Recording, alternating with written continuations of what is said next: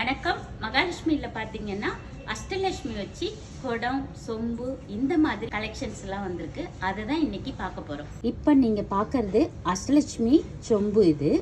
இது பார்த்தீங்கன்னா கலசத்துக்கு ரொம்பவே அழகா மங்களகரமா லக்ஷ்மி கலாட்சமா இருக்கும். இது குடம், கலசம், நிறக்குடம் இந்த மாதிரி எது வேணாலும் சொல்லலாம். இது பார்த்தீங்கன்னா தத்ரூபமா உங்களுக்கு சிற்பக்கலையோட ரொம்ப அழகா அஷ்டலட்சுமி பொறிச்சிருக்காங்க. ரொம்பவே சூப்பரா இருக்கு பாருங்க. இதுல நீங்க இந்த மாதிரி மாயலை, தேங்காய் இந்த மாதிரி கலசத்துக்கு அழகாக ரெடி பண்ணிக்கலாம். நிறைய பேர் பார்த்தீங்கன்னா பிளைன் குடம்லாம் கேட்பீங்க. இந்த மாதிரி பிளைன் குடம் ஒரு பட்ஜெட்டுக்குள்ளேயே நம்ம மகாலட்சுமியில் பர்ச்சேஸ் பண்ணிக்கலாம். இந்த சொம்பு பாருங்க, உங்களுக்கு அஷ்டலட்சுமி கிடையாது, ஒரு ஃப்ளவர் மாதிரி ஒரு லீஃப் மாடலில் ஆன்டிக் சொம்பு. இந்த மாதிரி மாடல்ஸும் நம்ம மகாலட்சுமியில் இருக்குது. இந்த சொம்பு பாருங்க, ஒரு மேட் ஃபினிஷ், அதுலேயே உங்களுக்கு ஒரு பீகாக் உட்காந்துருக்க மாதிரி ஒரு லீஃப் மாடலில். ஆக்சுவலாக இந்த ஸ்பெஷல் என்னென்னா பாதம் இருக்குங்க.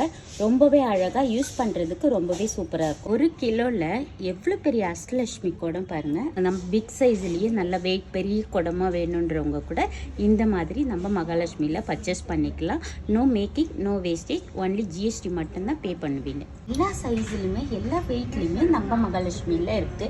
அதுலயும் லக்ஷ்மி இல்லாம ஆன்டிக் ஃபினிஷிங் வச்ச சொம்பு நம்ம கிட்ட இருக்கு.